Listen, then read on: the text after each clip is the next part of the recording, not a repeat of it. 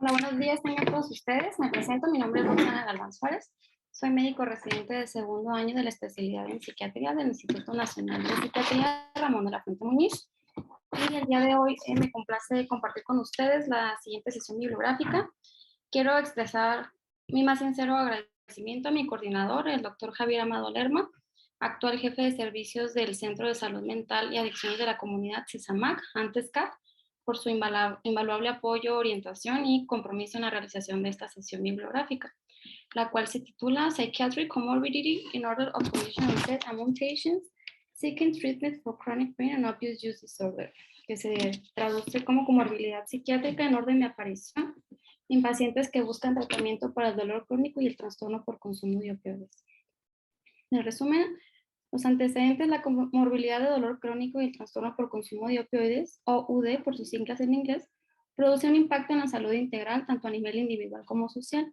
La crisis de opioides es un fenómeno fomentado por el acceso a opioides usados para manejo de dolor. Esto favorece la incertidumbre en el personal de salud sobre el uso de este tipo de medicamentos por la posible aparición de un trastorno por consumo de opioides.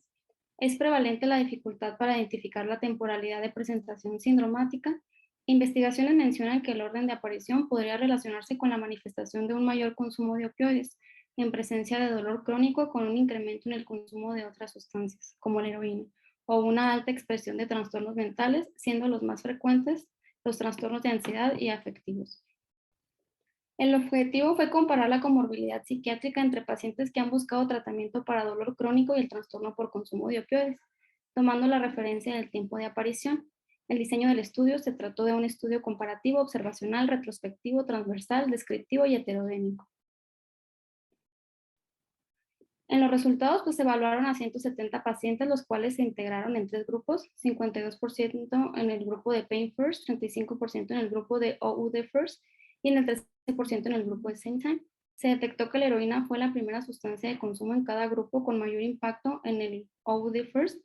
Se identificaron los diagnósticos de trastorno de pánico y trastorno depresivo mayor, episodio único en el grupo de Pain First, el trastorno de estrés postraumático y trastorno depresivo recurrente en el grupo de OUD First, y los trastornos de personalidad más frecuentes fueron el trastorno evitativo y antisocial de la personalidad.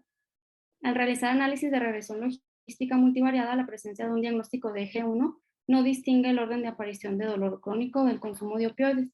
Sin embargo, dicho orden sí pudiera predecir el consumo de otras sustancias.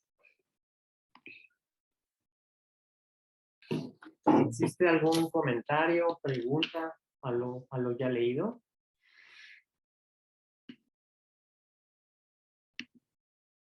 ¿No?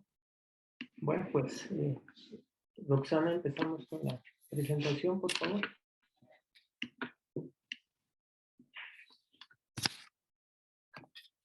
El desarrollo de esta presentación está descrito por los siguientes puntos. Primero vamos a hablar del marco teórico, algunas definiciones conceptuales en cuanto al dolor, dolor crónico, la fisiología del dolor, su tratamiento, el opioides y la crisis de opioides, lo que es la perspectiva mundial y actual.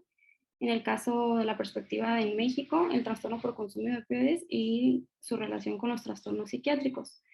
Vamos a pasar en un segundo plano a la presentación del artículo y al final vamos a hablar de las conclusiones, fortalezas y limitaciones de la investigación, áreas de oportunidad y de mejora, y un comentario final de interés clínico y metodológico desde la conceptualización de una médico residente en formación psiquiátrica. Entre los remedios que el Dios omnipotente se ha dignado dar a los hombres para aliviar sus sufrimientos, ninguno es tan eficaz ni tan universal como el opio. Si echáramos todos los medicamentos al mar, menos el opio, sería una gran desgracia para los peces y un gran beneficio para la humanidad. Thomas Sydenham. Thomas Sydenham fue un médico que en gran parte de sus aportaciones a la clínica, pues dio grandes aportaciones en cuanto al uso medicinal del opio. Y para comenzar, pues necesitamos definir qué es el opio. El término opio deriva del griego opión, que significa jugo. Es un líquido que se obtiene desecando el jugo de lo que se conoce como las cabezas de las adormideras verdes, que son las plantas Papaver somniferum por su nombre científico. Esta es una planta herbácea oriunda del Asia Menor y que pertenece a la familia de las papaveráceas. Para poder conceptualizar lo que es los opiáceos y los opioides, pues tenemos que saber que los opiáceos van a ser todos aquellos compuestos que son derivados directamente de la planta. En cambio, los opioides pues van a ser todos los compuestos que van a tener un efecto análogo similar al original, al compuesto original del opio, que en este caso pues el compuesto prototipo pues es la morfina, y que a su vez pues los opioides pues, se van a clasificar en endógenos y exógenos, puesto que también hay compuestos endógenos que se producen a nivel de cuerpo humano. El término opioides, como les comentaba, pues incluye compuestos naturales, sintéticos, semisintéticos y endógenos. Y estos van a clasificarse de acuerdo a su mecanismo de acción en cuanto a los receptores, como agonistas puros, agonistas parciales y antagonistas puros. Existen diferentes compuestos opioides que son utilizados en la práctica médica, ya que los compuestos opioides pues tienen diversos usos como analgésicos, anestésicos, antídotos, antitusígenos, antidiarreicos o incluso también en el tratamiento de algunas adicciones. Por mencionar algunos, tenemos un primer grupo que son los agonistas opioides, que son los de uso analgésico, entre los que destacan la morfina, la hidrocodona, la metadona, el fentanilo, la codeína. En un segundo grupo tenemos a los agonistas parciales de uso analgésico, entre los que destaca la buprenorfina, el butorfano y la nalbufina. Y en un tercer grupo tenemos a los que son los antagonistas opioides, y estos se utilizan en las sobredosis por opioides. Y aquí tenemos a lo que es la naltrexona y la naloxona. Realmente, en cuanto a la perspectiva histórica del opio, pues data desde tiempos de Mesopotamia, en donde ya se utilizaba el opio como planta medicinal. Se habla que por mucho tiempo se utilizó el opio inclusive para contribuir a llevar como a los trances que se hacen durante las prácticas religiosas de nuestros antepasados. Si bien por mucho tiempo se le ha visto el efecto medicinal al opio, también por mucho tiempo y a lo largo de la historia, pues se le ha visto también su efecto adictivo. Y esto es lo que ha llegado a ocasionar diferentes disputas entre naciones, que es lo que conocemos como la Primera y la Segunda Guerra del Opio, entre los que se vieron involucrados naciones como Reino Unido, China y la India. Pero bueno, ¿cuál es la perspectiva a nivel mundial actual? De acuerdo al Informe Mundial sobre las Drogas en el 2019, se habla que aproximadamente 62 millones de personas habían consumido opioides por razones no médicas, encontrando entre las subregiones con mayor prevalencia para el consumo de opioides a América del Norte, Asia y Oceanía, y el 58% del número mundial estimado de consumidores de opiáceos pues residía en Asia. Se habla que el trastorno por consumo de opioides representa el 76% de las muertes asociadas al consumo de sustancias psicoactivas. Y aquí pues puse un mapa en relación al tráfico de heroína, que es uno de los principales opioides ilícitos. Y si podemos ver, México se encuentra entre los primeros productores de heroína. Y es por eso que nos lleva a hablar sobre la crisis de opioides. La crisis de opioides se define como la actual epidemia de opioides, que es una de las graves crisis de salud pública en la historia de los Estados Unidos. Este inició a finales de los 90 aproximadamente, y esto en base a que no se esperaría que una persona que padece o sufre de dolor crónico, pues tendiera a utilizar de manera errónea o de manera inapropiada, pues los fármacos opioides. Sin embargo, pues en base a esta creencia que pues es errónea, pues fue que hubo un aumento en el uso de opioides debido a que hubo un aumento en las tasas de las prescripciones de opioides, y esto se habla de que condujo a que inevitablemente más personas estuvieran expuestas a los opioides. Nora Volkow nos habla de 4 olas que están relacionadas a la actual crisis de opioides. Nos habla primero de una crisis, una ola primera que habla de los usos no médicos y la adicción a los analgésicos opioides. Posteriormente ella habla de cómo viene como el auge y el aumento en el consumo de heroína en la población. Habla de una tercera ola que habla de los opioides sintéticos ilícitos. Y por último habla de una cuarta ola. Esta cuarta ola ella la caracteriza por el aumento de las muertes que están asociadas a la combinación del consumo de opioides con diferentes fármacos. Y todo esto, tanto el uso indebido de opioides, las sobredosis fatales de opioides y el trastorno por consumo de opioides, llevando a resultados como muerte, enfermedad y sufrimiento. Pero bueno, ¿cuál es el panorama en nuestro país? La Oficina de la ONU contra la Droga y el Delito, la UNODC, por sus siglas en inglés, indicó que México se ha convertido en uno de los 3 mayores productores de opio en el mundo, junto con Afganistán, Myanmar. y que en conjunto con estos países controlan el 96% de la producción global. Se habla de una incidencia de consumo en la población de 12 a 65 años que oscila entre 0.3 y 0.1% de incidencia de consumo para hombres y mujeres respectivamente. Y se habla de una edad de mayor consumo de entre los 26 a los 34 años. Aquí podemos ver una gráfica. En esta gráfica podemos encontrar el consumo de opioides en un quinto lugar, inclusive antes que el consumo de cocaína y de metanfetaminas.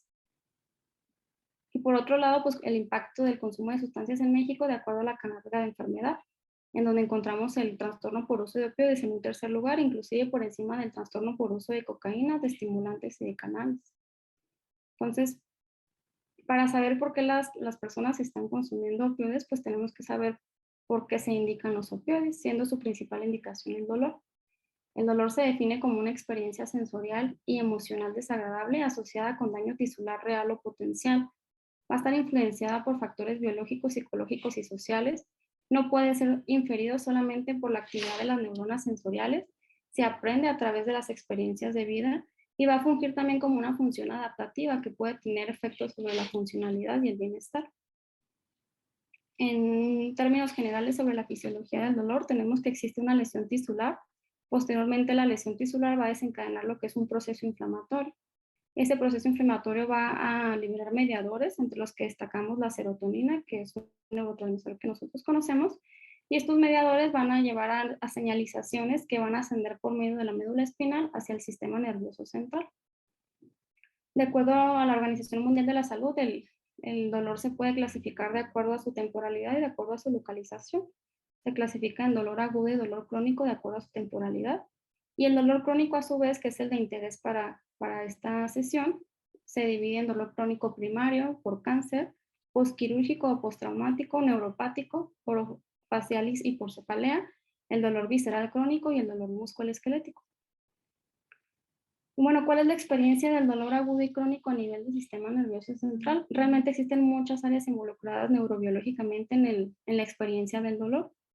Y dentro de las que podemos destacar en cuanto al dolor crónico, tenemos que el área emocional o del comportamiento, que es el área que está vinculada a la emoción, el valor y la motivación, se va a ver alterado debido a que aquí en el caso del dolor crónico se va a hablar de un dolor maladaptativo que va a estar relacionado con la emoción y el comportamiento.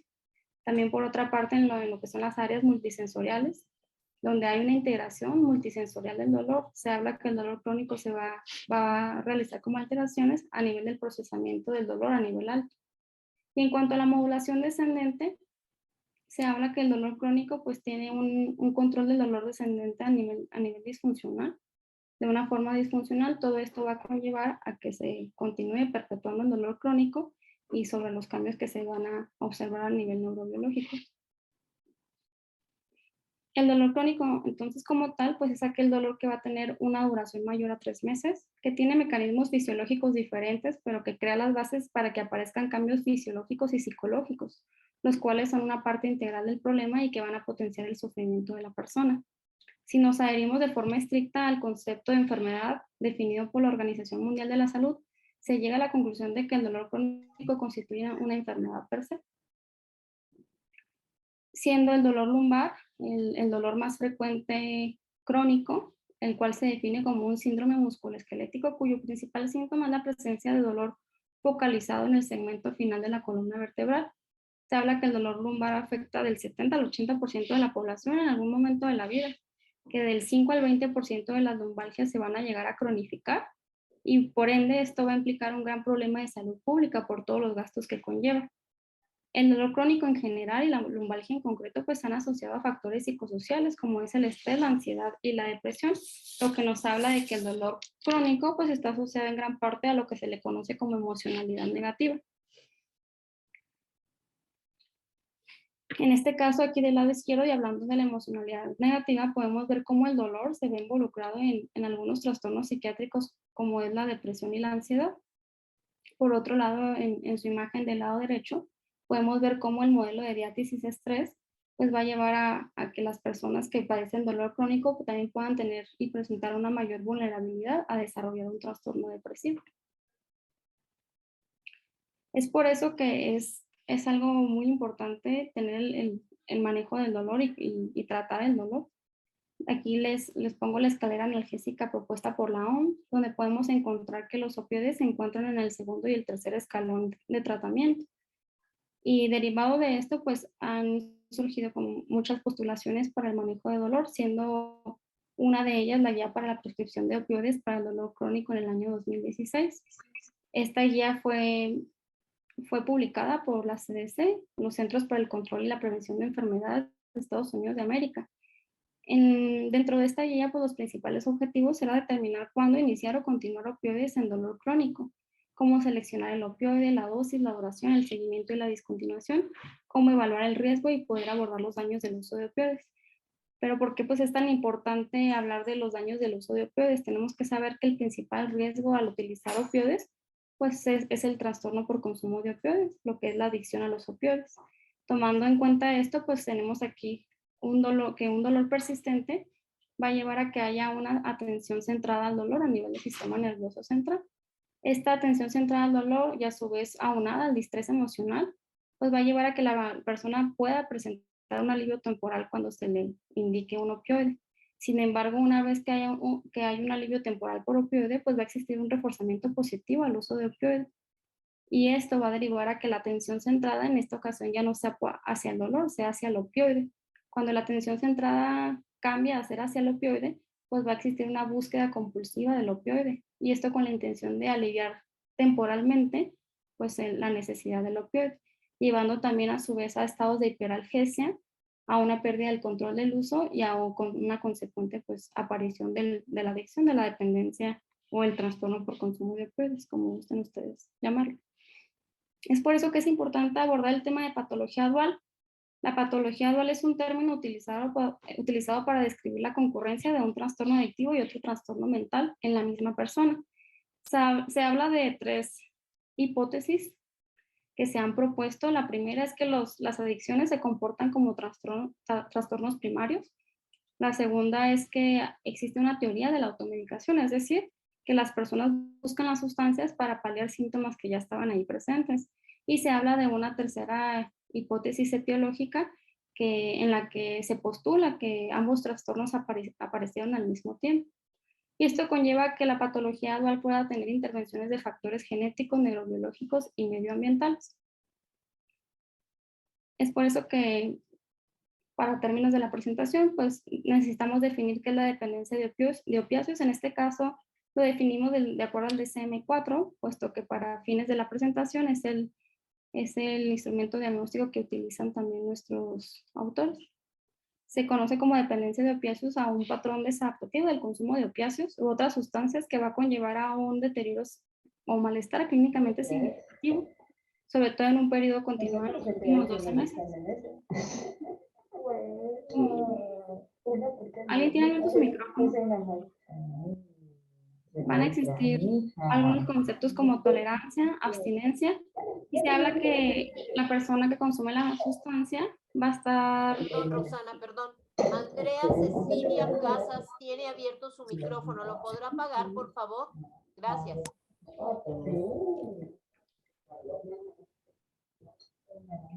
Bueno, se habla que van a existir algunos síntomas de tolerancia, abstinencia, que la persona pues llegue a consumir en cantidades mayores y durante periodos de tiempo más largos, que existan esfuerzos infructuosos de controlar o interrumpir el consumo de la sustancia, que se emplee mucho tiempo en actividades relacionadas a conseguir la sustancia, que haya una reducción o un abandono de sus actividades, lo que se le conoce como la disfunción en general, y sé que la persona continúe consumiendo a pesar de tener conciencia de los problemas físicos o psicológicos derivados del uso de la sustancia.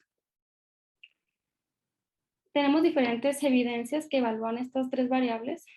Con estas tres variables me refiero a lo que es el dolor crónico, el trastorno por consumo de opioides y en algún caso como la comorbilidad psiquiátrica.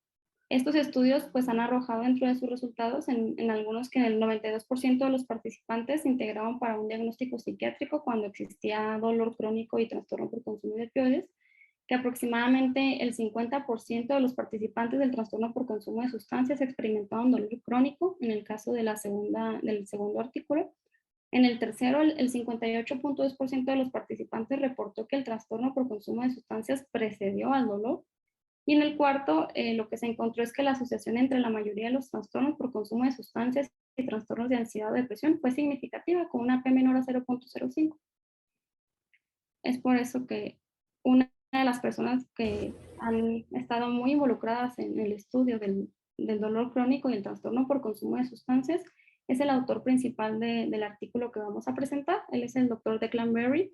Él fue egresado de un postdoctoral de la Escuela de Medicina de Yale, y él realmente pues tiene muchas investigaciones basadas en cómo se ha comportado el trastorno por consumo de opioides y el dolor crónico y cuál es la comorbilidad psiquiátrica. Tiene como antecedente, que es el antecedente principal del artículo a presentar. Este proyecto de investigación se realizó entre marzo del 2009 a julio del 2012 y tenía como objetivo en cuanto que las comorbilidades psiquiátricas complican el tratamiento de pacientes con dolor crónico y el trastorno por consumo de opioides, pero la prevalencia de trastornos psiquiátricos comórbidos específicos en esta población pues no se habían investigado sistemáticamente. Él utilizó una muestra de 170 participantes con estos criterios de inclusión y exclusión, y él concluyó que sí existían trastornos del estado de ánimo en un 48%, trastornos de ansiedad en un 52% y trastornos de personalidad en un 52%, lo que llevó a concluir que existían altas tasas de prevalencia, tanto de trastornos psiquiátricos comórbidos con dolor crónico y trastorno por consumo de opioides, y esto se traducía en una alta dificultad para el tratamiento de este tipo de pacientes. El título del artículo es Comorbilidad psiquiátrica en orden de aparición para pacientes que buscan tratamiento para dolor crónico y el trastorno por consumo de opioides. Este artículo se publicó en el Journal de Drug and Alcohol Dependence. Esta es una revista internacional sobre enfoques biomédicos y psicosociales. Se encuentra en el ranking 3 de 21 en cuanto a temas de abusos de sustancias. Se encuentra indexada en aproximadamente 20 bases de datos internacionales y tiene un factor de impacto de 4.492. El objetivo principal de este artículo fue comparar la comorbilidad psiquiátrica entre los pacientes que buscan tratamiento para el dolor crónico y el trastorno por consumo de opioides, OUD por sus siglas en inglés, por orden de aparición de la afección, es decir, el dolor primero, que es lo que se conoce como pain first, OUD primero o al mismo tiempo, incluidos los trastornos de ansiedad, los trastornos del estado de ánimo y los trastornos ansiosos y afectivos coexistentes, así como trastornos por consumo de sustancias no opioides preexistentes y actuales. En cuanto a la metodología, de acuerdo con Feinstein, por el control de la maniobra es un estudio observacional, por la captación de la información es un estudio retrospectivo, por la medición de un fenómeno en el tiempo es un estudio transversal, por la ausencia de un grupo control es un estudio descriptivo, por la ceguedad en la aplicación de las maniobras es un estudio abierto y por la población estudiada es un estudio heterodénico. En cuanto a los criterios de selección, recordando que pues este artículo tiene como antecedente el artículo que previamente les comenté, pues se utilizaron estos mismos 170 participantes como principal criterio de inclusión, que el dolor lumbar fuera el sitio de dolor primario del participante, y como criterio de exclusión, que el tratamiento, que no tuviera un tratamiento farmacológico en el último mes y que existiera riesgo suicida o homicida en el momento de la valoración. Para la medición, pues se midieron lo que son las características demográficas, se utilizó el Brief Pain Inventory, la edad de inicio del primer episodio de dolor crónico. Para el diagnóstico de trastornos psiquiátricos se utilizó el SCID-1, para el diagnóstico de trastornos de personalidad se utilizó el DIP-4 y también se evaluó la escala de funcionamiento global. Dentro de las características sociodemográficas que se midieron, estuvo con lo que es la edad, el género, la raza, la etnia, la escolaridad, el empleo, el estado civil, la edad de inicio del episodio de dolor crónico, infección por VIH, la droga primaria de abuso y la intensidad de dolor e interferencia. Se utilizó el Brief Pain Inventory, que es el inventario breve del dolor. Este es un instrumento estructurado, heteroaplicable o autoaplicable, que va dirigido a pacientes con dolor de enfermedades crónicas. Entre las áreas de evaluación que contiene, pues evaluar la severidad del dolor, el impacto en la función diaria, la localización, las medicaciones. El tiempo de administración de este instrumento oscila entre 5 a 10 minutos aproximadamente, y la área terapéutica va hacia evaluar la severidad del dolor y el impacto que este tiene. Se utilizó el SCID-1. Esta es una entrevista clínica estructurada para los trastornos del eje 1 del DSM-4. Es un instrumento estructurado heteroaplicable, base a población adulta. Tiene 9 ítems. Estos 9 ítems corresponden a los 9 apartados sobre trastornos psiquiátricos que tiene el DSM-4. El tiempo de administración del instrumento es aproximadamente de 1 hora y la área terapéutica va hacia diagnóstico. El DIP-4 es la entrevista diagnóstica para trastornos de personalidad del DSM-4. Es un instrumento semiestructurado, heteroaplicado, base a población adulta. Tiene 10 apartados. Estos 10 apartados corresponden a los 10 trastornos de personalidad que están dentro del DSM-4. Y dentro de esos, pues tiene 108 reactivos. También hace, la área terapéutica va hacia realizar un diagnóstico. En cuanto al procedimiento de la investigación, pues se captaron primero los pacientes, se confirmaron los criterios de inclusión y exclusión y se realizaron las baterías de evaluación por medio de expertos. Hubo una recopilación de datos, posterior a eso hubo un análisis de datos y por último tuvimos los resultados. Dentro del desarrollo de la investigación, pues era prioritario integrar los grupos de estudio.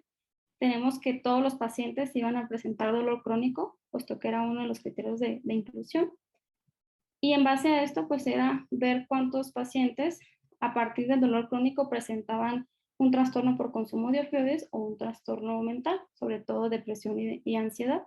Y es así como se pudo establecer que hubo pacientes que primero presentaron el dolor crónico y posteriormente el trastorno por consumo de opioides. A este primer grupo de estudios se le llamó el grupo de Pain First o dolor primero. Hubo un segundo grupo de estudio en el que se encontró que el trastorno por consumo de opioides se presentó primero que el dolor crónico.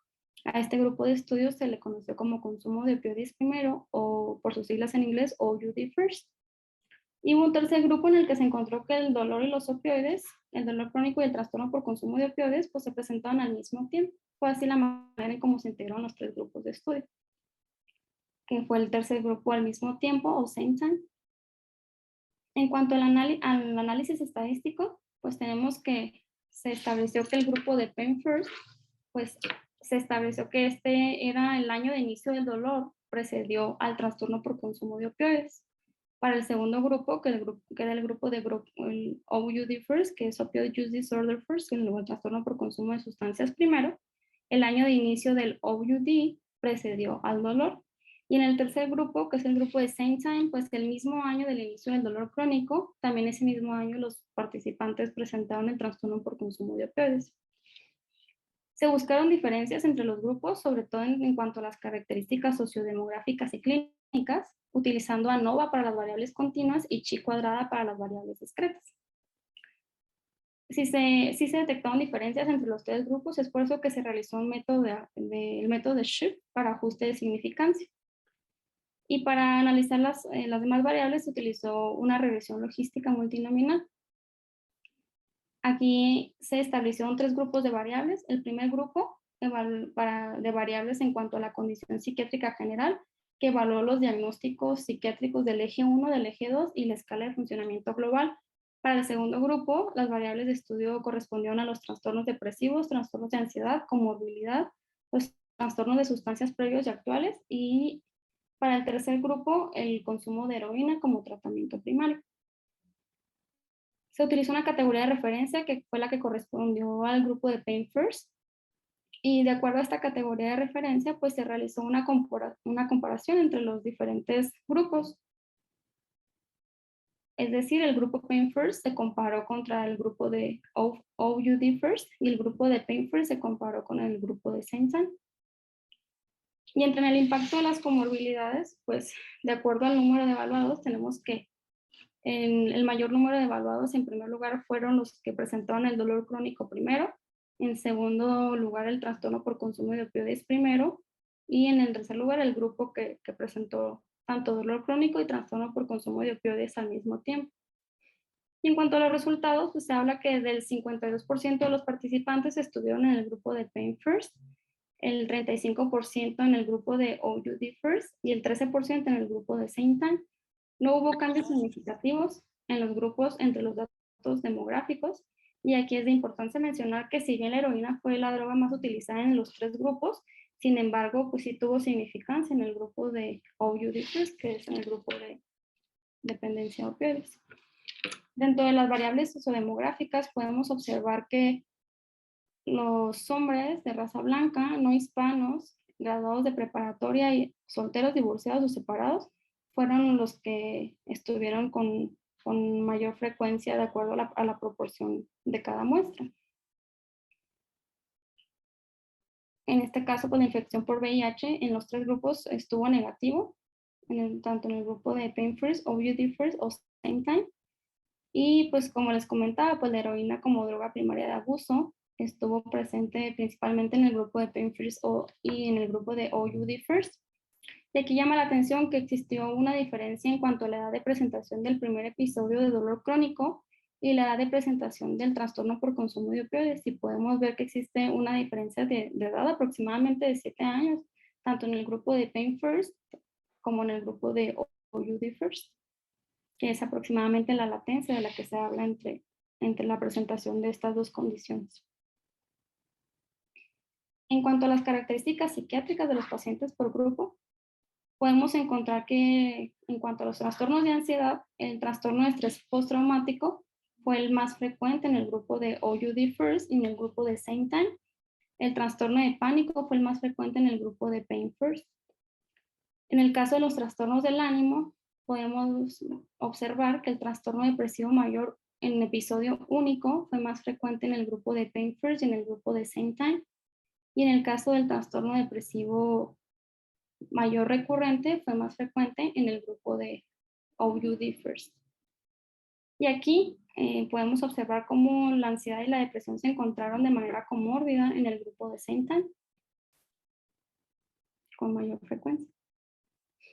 En cuanto al trastorno por consumo de sustancias no opioides, podemos encontrar que en el grupo de Pain First hubo mayor frecuencia al trastorno por consumo de cocaína, igual que en el grupo de Same Time, que fue el más frecuente en este grupo. En cambio, en el grupo de OUD First, el trastorno por consumo de cannabis fue el más frecuente en este grupo. En cuanto a los diagnósticos en eje 2, que pues, incluyen los trastornos de personalidad, podemos encontrar que tanto el trastorno evitativo como el trastorno antisocial fueron los más frecuentes en general, estando con igual frecuencia en el trastorno evitativo y antisocial en el grupo de Pain First, siendo en el grupo de OUD First el trastorno antisocial el más frecuente y en el grupo de Same Time el trastorno evitativo el más frecuente. Si podemos observar, en ambos grupos hubo una frecuencia pues arriba del 30% de que los participantes presentaron un trastorno de personalidad, estando arriba del 50% de la muestra, tanto en el grupo de Pain First y en el grupo de OUD First. Y aquí pues en cuanto al eje 4, sobre todo en cuanto a los problemas psicosociales y del ambiente, encontramos que los problemas financieros y los problemas con el grupo de apoyo primario fueron los más frecuentes. Y pues se estimó una escala de funcionamiento global de 59 puntos aproximadamente para los 3 grupos. Se realizó la regresión logística nominal, que es lo que comentaba previamente, y tomando en cuenta el grupo de Pain First como el grupo de referencia. Y en este podemos encontrar que en el caso de comparar el grupo Pain First con el grupo de OUD First, podemos encontrar cómo existió una diferencia significativa en este grupo en cuanto al consumo actual al trastorno por consumo de sustancias no opioides actual, con una P de 0.02. En el caso del grupo de Same Time, al compararlo con el grupo de Pain First, pudimos encontrar significancia en cuanto a la P cuando se comparó a la heroína como la droga primaria de abuso, con una P de 0.01. Y en el grupo de Same Time, comparado con Pain First, encontramos también significancia con una P de 0.02 cuando se buscó algún trastorno de personalidad. Bueno, en cuanto a la discusión, este estudio es uno de los primeros en examinar la comorbilidad psiquiátrica del DSM-4TR y el orden de aparición del dolor y de la dependencia de opioides entre los pacientes que buscan tratamiento para el dolor crónico y la dependencia de opioides. En comparación con los demás grupos, el grupo de OUD First pues mostró una mayor significancia para los trastornos del eje 2. Existieron diferencias en el número de muestra. Esto podría explicar que hay diferencias en los hallazgos, que la edad de inicio del dolor versus la edad de inicio de la dependencia pues merece una mayor investigación, puesto que les comentaba que existe una latencia de aproximadamente 7 años entre la aparición de cada entidad.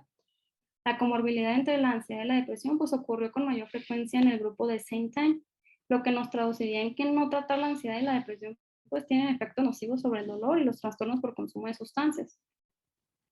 Aquí nos habla que la ansiedad y la depresión, aunado al dolor crónico, pues va a llevar a un estado de deficiencia de recompensa y antirrecompensa.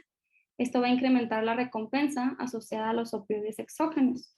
Es por eso que la prevalencia de trastornos psiquiátricos pues, podría beneficiarse de una exploración a mayor profundidad del modelo de diátesis-estrés, poder buscar qué factores de riesgo subyacentes se están compartiendo y sobre todo indagar un poco más sobre la hipótesis de la automedicación, debido a que por las características de este tipo de pacientes, sobre todo características clínicas, pues se habla de que requieren intervenciones multidisciplinares para su tratamiento.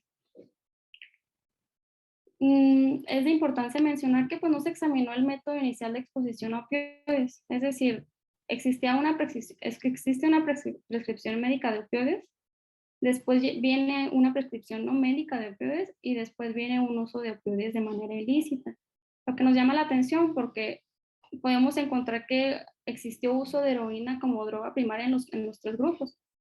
Es decir, que existe como, no existe como bien definido cómo se ha comportado la transición desde lo que es la prescripción médica de opioides y cómo los participantes o los pacientes transicionan a una prescripción no médica de opioides y posteriormente transicionan al uso de opioides ilícitos.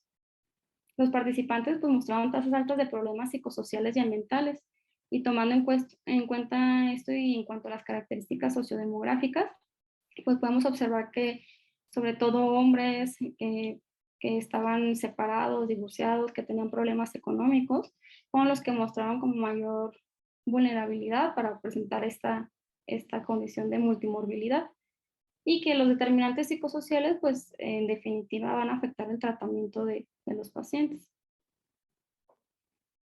En cuanto a las limitaciones del estudio, encontramos que los datos se obtuvieron de una manera retrospectiva, que no se corroboraron los diagnósticos psiquiátricos, pues que se utilizó el DSM-4, no se exploró sobre el craving a los opioides, el tamaño de la muestra pues, pudiera limitar las diferencias entre los grupos, que existe poca representación de mujeres y de población hispana, y que no se capturó la trayectoria del uso del consumo de opioides, lo que comentábamos anteriormente, las transiciones de cómo se comportan.